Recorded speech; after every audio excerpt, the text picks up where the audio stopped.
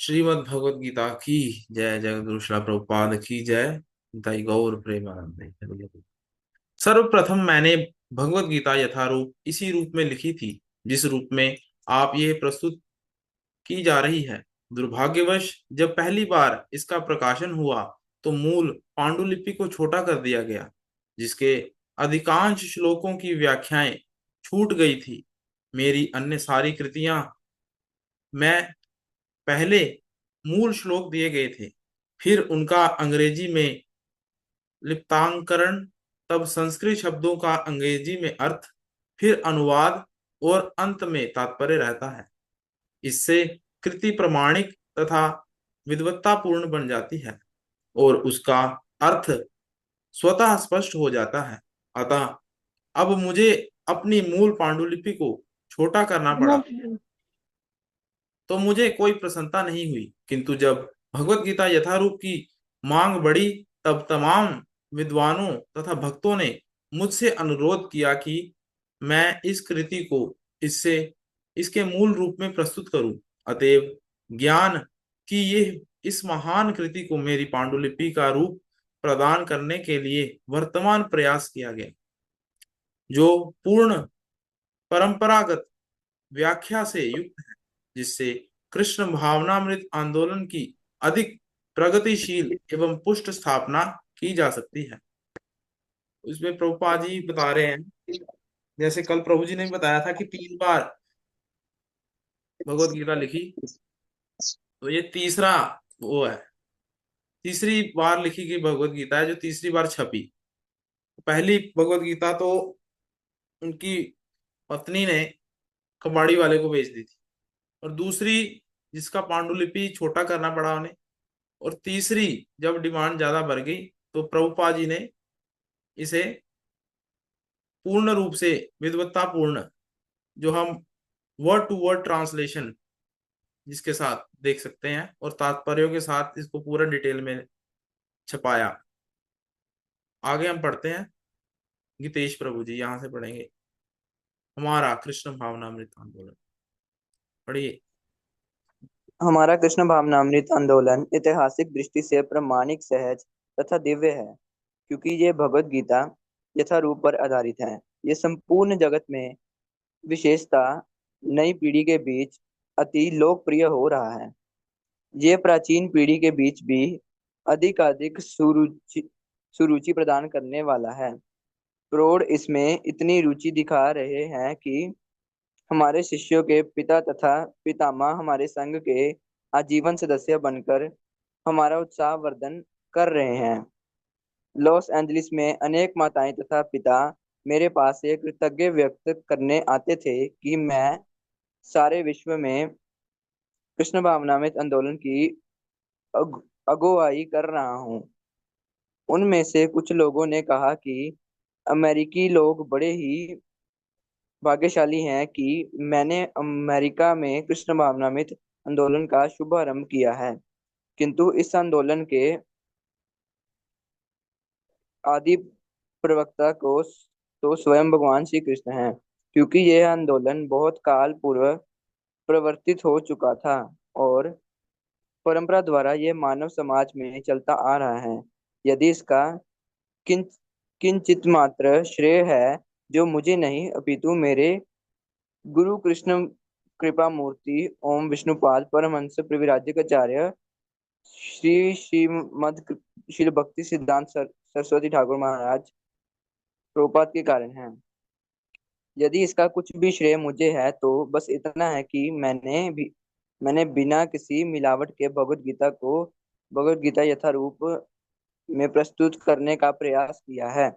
मेरे इस प्रस्तुतिकरण के पूर्व भगवत गीता के जितने भी अंग्रेजी संस्करण निकले हैं, उनमें व्यक्तिगत महत्वाकांक्षा को व्यक्त करने के प्रयास दिखते हैं, किंतु भगवद गीता यथारूप प्रस्तुत करते हुए हमारा प्रयास भगवान कृष्ण के संदेश को प्रस्तुत करना करना रहा है।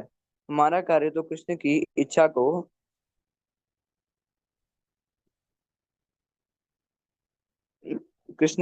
प्रस्तुत करना है, ना कि किसी राजनीतिज्ञ दार्शनिक या वैज्ञानिक की संसारी इच्छा को, क्योंकि इनमें चाहे कितना ही ज्ञान क्यों ना हो, कृष्ण विशेष विशेषज्ञ ज्ञान रंच मात्र भी नहीं पाया जाता।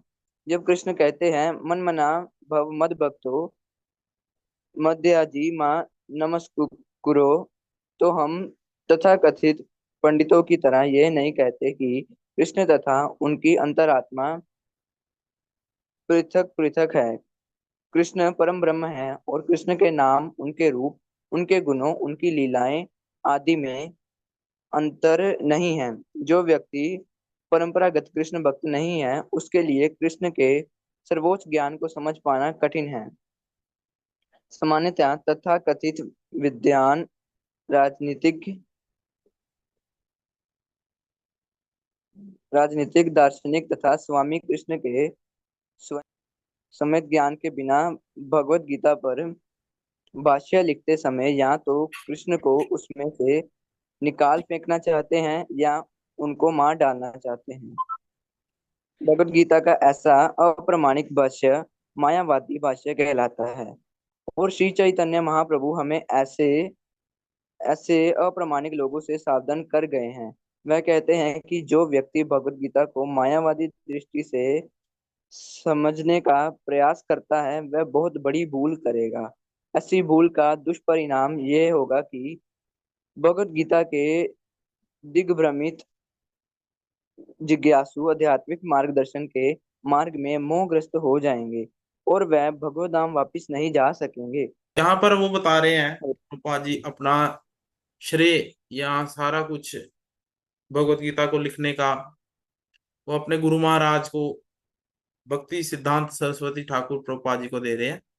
और फिर उन्होंने बताया कि हम किसी की यहाँ पर, हमारा कार्य तो कृष्ण की इच्छा को प्रस्तुत करना है।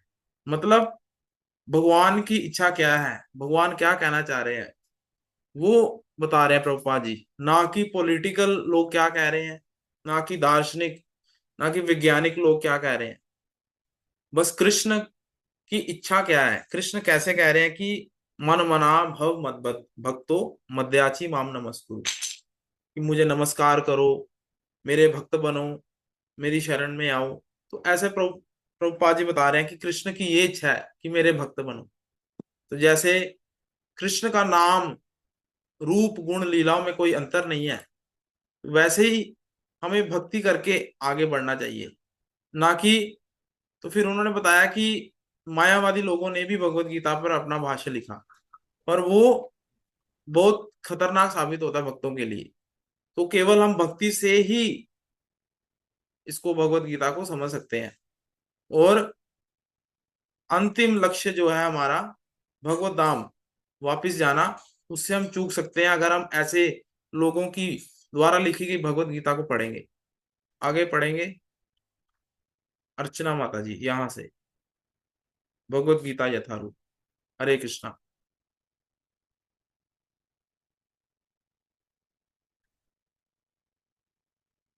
अर्चना माता जी पढ़िए। हाँ जी, कौन बोल रहे हैं? अर्चना माता जी। प्रभु जी एक बार बताएंगे कौन सा पैराग्राफ से? हाँ जी, यहाँ मैं से सिर्फ पढ़ना सुन माता रही जी, थी। ये भगवत गीता यथारूप। जी जी जी जी। हाँ जी। भगवत गीता यथारूप को प्रस्तुत करने का एकमात्र उद्देश्य बद्ध जिज्ञासुओं को उन उद्देश्यों का मार्गदर्शन कराना है जिसके लिए कृष्ण इस धरा पर ब्रह्मा के एक दिन में एक बार अर्थात प्रत्येक 8 करोड़ 60 लाख वर्ष बाद अवतार लेते हैं। भगवत गीता में इस उद्देश्य का उल्लेख हुआ है और हमें उसे उसी रूप में ग्रहण कर लेना चाहिए, अन्यथा भगवत गीता तथा उसके वक्ता भगवान कृष्ण को समझने का कोई अर्थ नहीं है। भगवान कृष्ण ने सबसे पहले लाखों वर्ष पूर्व सूर्य देव से भगवत गीता का प्रवचन किया था। हमें इस तथ्यों को स्वीकार करना होगा और कृष्ण के प्रमाण की गलत व्याख्या किए बिना भगवत गीता के ऐतिहासिक महत्व को समझना होगा। कृष्ण की इच्छा का संदर्भ दिए बिना भगवत गीता की व्याख्या करना महान अपराध है। इस अपराध से बचने के लिए कृष्ण को भगवान रूप में समझना होगा, जिस तरह से कृष्ण के प्रथम शिष्य अर्जुन ने उन्हें समझा था। भगवत गीता का ऐसा ज्ञान वास्तव में लाभप्रद है और जीवन उद्देश्य को पूरा करने में मानव समाज के कल्याण हेतु प्रमाणिक भी होगा। कंटिन्यू करो प्रभु जी। हाँ जी, कंटिन्यू कीजिए। हरे कृष्ण। मानव समाज में कृष्ण भावनामृत आंदोलन अनिवार्य है क्योंकि यह जीवन की चरम सिद्धि प्रदान करने वाला है। ऐसा क्यों है, इसकी पूरी व्याख्या भगवत गीता में हुई है। दुर्भाग्यवश संसारी झगड़ालू व्यक्तियों ने अपनी आसुरी लालसाओं को अग्रसर करने तथा लोगों को जीवन के सिद्धांतों को ठीक से न समझने देने में भगवत गीता से लाभ उठाया है। प्रत्येक व्यक्ति को जानना चाहिए कि ईश्वर या कृष्ण कितने महान हैं और जीवों की वास्तविक स्थितियां क्या है। प्रत्येक व्यक्ति को यह जान लेना चाहिए कि जीव नित्य दास है और जब तक वह कृष्ण की सेवा नहीं करेगा तब तक वह जन्म मृत्यु के चक्र में पड़ता रहेगा। यहाँ तक कि मायावादी चिंतक को भी इसी चक्र में पड़ना होगा। यह ज्ञान एक महान विज्ञान है और हर प्राणी को अपने हित के लिए इस ज्ञान को सुनना चाहिए। इस कलयुग में सामान्य जनता कृष्ण की बहिरंगा शक्ति द्वारा मोहित है और उसे यह भ्रांति है कि भौतिक सुविधाओं की प्रगति से हर व्यक्ति सुखी बन सकेगा। उसे इसका ज्ञान नहीं है कि भौतिक या बहिरंगा प्रकृति अत्यंत प्रबल है क्योंकि हर प्राणी प्रकृति के कठोर नियमों द्वारा बुरी तरह से जकड़ा हुआ है। सौभाग्यवश जीव भगवान का अंश रूप है, अतएव उसका सहज कार्य है भगवान की सेवा करना। मोहवश मनुष्य विभिन्न प्रकारों से अपनी इंद्रिय तृप्ति करके सुखी बनना चाहता है, किंतु इससे वह कभी भी सुखी नहीं हो सकता। अपनी भौतिक इंद्रियों को तुष्ट करने के बजाय उसे भगवान की इंद्रियों को तुष्ट करने का प्रयास करना चाहिए। यही जीवन की सर्वोच्च सिद्धि है। भगवान यही चाहते हैं और इसी की अपेक्षा रखते हैं। मनुष्य को भगवत गीता के इस केंद्र बिंदु को समझना होगा। हमारा कृष्ण भावनामृत आंदोलन पूरे विश्व को इसी केंद्र बिंदु की शिक्षा देता है। जो भी व्यक्ति भगवत गीता का अध्ययन करके लाभान्वित होना चाहता है, वह हमारे कृष्ण भावनामृत आंदोलन से इस संबंध में सहायता प्राप्त कर सकता है। अतः हमें आशा है कि भगवत गीता यथारूप को जिस रूप में प्रस्तुत कर रहे हैं उससे मानव लाभ उठाएंगे और यदि एक भी व्यक्ति भगवत भक्त बन सके तो हम अपने प्रयास को सफल मानेंगे। हरे कृष्णा प्रभु जी। हरे कृष्णा। थैंक यू माता जी। तो यहाँ पर प्रभुपाद जी ने बहुत सारे पॉइंट्स जो हैं हमें बताए हैं इस पैराग्राफ में। पहले वो बता रहे हैं कि केवल लोग ये समझते हैं कि ये 5,000 साल पुरानी पुस्तक है जो भगवान ने अर्जुन को ज्ञान दिया कुरुक्षेत्र के युद्ध में, पर ऐसा नहीं है। सबसे पहले भगवान ये जो ज्ञान है ये किसको देते हैं? विवस्वान सूर्यदेव को।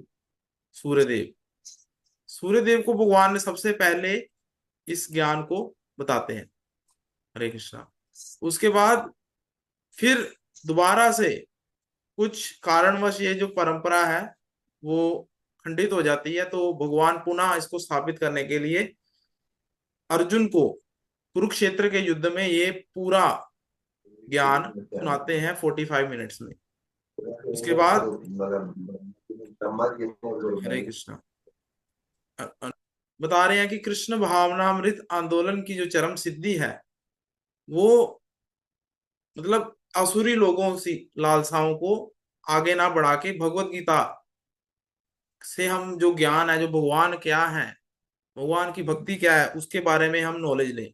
तो जीव का जो स्वरूप है वो क्या है? जीवेर स्वरूप होए नित्य कृष्ण दास। मतलब हम सभी भगवान के नित्य दास हैं और हमें भगवत गीता को अपनाकर, भगवान की भक्ति को अपनाकर यहाँ जन्म मृत्यु के चक्र से बाहर निकलना है। तो इस ज्ञान को अगर नहीं समझेंगे हम, ये जो विज्ञान है, ये जो साइंस है, इसको नहीं समझेंगे तो हम बार बार इस जन्म मृत्यु के चक्र में फंसते रहेंगे। फिर उसके बाद प्रभुपाद जी बता रहे हैं लोग जो है कृष्ण की बाहरंगा शक्ति यानी माया शक्ति, जो दुर्गा देवी की हम उपासना करते हैं, वो कृष्ण की बाहरंगा शक्ति है। और अंतरंगा शक्ति है श्रीमती राधा रानी। तो बाहरंगा शक्ति से लोग जो है प्रभावित होकर भौतिक सुख सुविधाओं से प्रभावित रहते हैं, और उनसे करते करते अपना जीवन माया में गुजार देते हैं। पर कृष्ण की सेवा करने से, अगर हम कृष्ण की इंद्रियों को तुष्ट करेंगे, तो फिर हमारा जीवन की चरम सिद्धि हमें प्राप्त होगी, जो है कृष्ण प्रेम और भगवत धाम वापस जाना। तो ऐसे करके हमें लाभ उठाना चाहिए ये सारी चीजों का, जिससे हम फिर लास्ट में प्रभुपाद जी एक बहुत इंपॉर्टेंट बात कह रहे हैं कि भगवत गीता को लिखने का मेरा जो है इतना लाभ अगर मिल जाए मुझे कि केवल एक भक्त भी बनता है, तो मैं अपने इस प्रयास को सफल मानूंगा। भगवत भक्त यदि एक भी व्यक्ति भगवत भक्त बन सके, तो हम अपने प्रयास को सफल मानेंगे। तो ये प्रभुपाद जी की मतलब एक्सपेक्टेशंस हैं कि इतनी बड़ी पुस्तक को ट्रांसलेट करने के बाद, इतनी एनर्जी लगाने के बाद, वो यही सोच रहे हैं कि अगर एक भक्त भी बन जाए तो भी हम अपने प्रयास को सफल मानेंगे। पर प्रभुपाद जी की प्रचार ने लाखों करोड़ों भक्त बनाए। तो हमें मतलब एक्सपेक्टेशंस नहीं रखनी चाहिए। यहाँ से हमें ये शिक्षा मिलती है, लाइफ में भी अगर हम कोई कार्य करते हैं तो कृष्ण के लिए करना चाहिए। सारे कार्य को कृष्ण को केंद्र बिंदु रख के करेंगे तो हमारा जीवन सफल रहेगा। और संसार से एक्सपेक्टेशन नहीं रखनी। तो ये हमारे जगत गुरु ऐसी भक्ति वेदांत स्वामी शिला प्रभुपाद जी के सिग्नेचर हैं। तो ये भी कुछ डिपिक्ट कर रहे हैं। तो उनकी तीव्रता, कृष्ण के प्रति जो तीव्र प्रेम है, वो इस सिग्नेचर से प्रकट हो रहा है। तो ये जो है सिडनी में, ऑस्ट्रेलिया में 12 मई 1971 में ये लिखा हुआ है।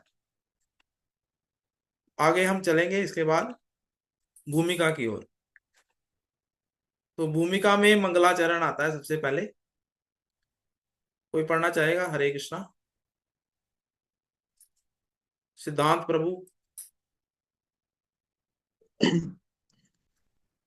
श्लोक पढ़ ओम देते। अज्ञानतिमिरान्धस्य ज्ञानाञ्जलाशलाकया चक्षुरुन्मीलितं येन तस्मै श्रीगुरुवे नमः। श्रीचैतन्यमनोभीष्टं स्थापितं येन भूतले स्वयं रूप कदा मह्यं ददाति स्वपदान्तिकम्। मैं घोर अज्ञान के अंधकार में उत्पन्न हुआ था, और मेरे गुरु ने अपने ज्ञान रूपी प्रकाश से मेरी आंखें खोल दी। मैं उन्हें सादर नमस्कार करता हूँ। श्रील रूप गोस्वामी कब मुझे अपने चरण कमलों में शरण प्रदान करेंगे, जिन्होंने इस जगत में भगवान चैतन्य की इच्छा की पूर्ति के लिए प्रचार योजना की स्थापना की। हरे वंदेहम श्री गुरु श्रीयुतपद कमलम श्रीगुरुन् वैष्णवांश्च श्रीरूपं साग्रजातं सहगणा ललित सहगणा रघुनाथान्वितं तं सजीवं साधुवेतं सावधूतं परिजनसहितं कृष्ण चैतन्य देवं श्री राधा कृष्ण पादान सहगण श्री ललित विशाखा विशांश्च। मैं अपने गुरु के चरण कमलों को तथा समस्त वैष्णवों के चरणों को नमस्कार करता हूँ। मैं श्री रूप गोस्वामी तथा उनके अग्रज सनातन गोस्वामी एवं साथ ही रघुनाथ रघुनाथ भट्ट गोपाल भट्ट एवं श्रील जीव गोस्वामी के चरण कमलों को सादर नमस्कार करता हूँ। मैं भगवान कृष्ण चैतन्य तथा भगवान नित्यानंद के साथ द्वैत अद्वैत आचार्य गदाधर श्रीवास तथा अन्य पार्षदों को सादर नमस्कार करता हूँ। मैं श्रीमती राधा रानी तथा श्री कृष्ण को श्री ललिता तथा श्री विशाखा सखियों सहित सादर नमस्कार करता हूँ। हे कृष्णा करुणा सिंधु दीन बंधु जगतपते गोपेश गोपिका कांत राधा कांत नमोस्तुते। हे कृष्ण, आप दुखियों के सखा तथा सृष्टि के उद्गम हैं। आप गोपियों के स्वामी तथा राधा रानी के प्रेमी हैं। मैं आपको सादर नमस्कार करता हूँ। तप्त कांचन गौरांगी राधे वृंदावनेश्वरी वृषभानुसुते देवी प्रणमामि हरिप्रिय। मैं उन राधा रानी को प्रणाम करता हूँ जिनकी शारीरिक कांति बिगले सोने के दृश्य है, जो वृंदावन की महारानी है। आप राजा विश्वानु की पुत्री हैं और भगवान कृष्ण को अत्यंत प्रिय हैं। वाञ्छाकल्पतरुभ्यश्च कृपा सिंधु भयैव च पतितानां पावनेभ्यो वैष्णवेभ्यो नमो नमः। मैं भगवान के समस्त वैष्णव भक्तों को सादर नमस्कार करता हूँ। वे कल्प वृक्ष के समान सबों की इच्छाएं पूर्ण करने में सक्षम है तथा पतित जीवात्माओं के प्रति अत्यंत दयालु हैं। जय श्री कृष्ण चैतन्य प्रभु नित्यानंद श्री अद्वैत गदाधर शिवासादि गौर भक्त वृंद। मैं श्री कृष्ण चैतन्य प्रभु नित्यानंद श्री अद्वैत गदाधर शिवास आदि।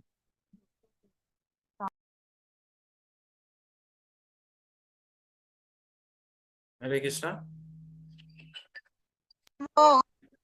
राम आवाज नहीं आ रही राम प्रभु जी आपकी। हरे। हरे कृष्णा। तो ये मंगलाचरण है जो प्रभुपाद जी भूमिका में सबसे पहले लिखते हैं। तो मंगलाचरण जो कि भागवतम क्लास में हर एक जो कक्षा है उसको शुरुआत करने से मंगलाचरण किया जाता है। तो इसमें सबसे पहले गुरु महाराज को उनके गुणों के बारे में बताते हुए ये श्लोकों का वर्णन करते हैं। फिर जो गुरु परंपरा है उसमें जो आते हैं आचार्य, सारे आचार्यों को प्रणाम करते हुए ये जैसे क्या क्या नाम आ रहे हैं यहाँ देख सकते हैं हम। तो यहाँ पर कह रहे हैं मैं अपने गुरु के चरण कमलों में। उसके बाद रघुनाथ दास गोस्वामी, रघुनाथ भट्ट, गोपाल भट्ट, जीव गोस्वामी, सनातन गोस्वामी जो कि षड गोस्वामी वृंद हैं, उनको प्रणाम करते हुए फिर चैतन्य महाप्रभु और पंच तत्वों को प्रणाम करते हैं। फिर श्री कृष्ण का प्रणाम मंत्र और ये है राधा रानी का प्रणाम मंत्र। फिर वैष्णवों को प्रणाम करते हुए वो आगे हरे कृष्ण पंच तत्व प्रणाम मंत्र बोलते हैं। फिर लास्ट में हरे कृष्ण महामंत्र बोलते हुए प्रभुपाद जी इस जो है मंगलाचरण इसको विश्राम देते हैं। और आगे हम पढ़ेंगे, भूमिका की शुरुआत यहाँ से होती है। तो ये हरे कृष्ण प्रभु। यहाँ से हम पढ़ेंगे कल।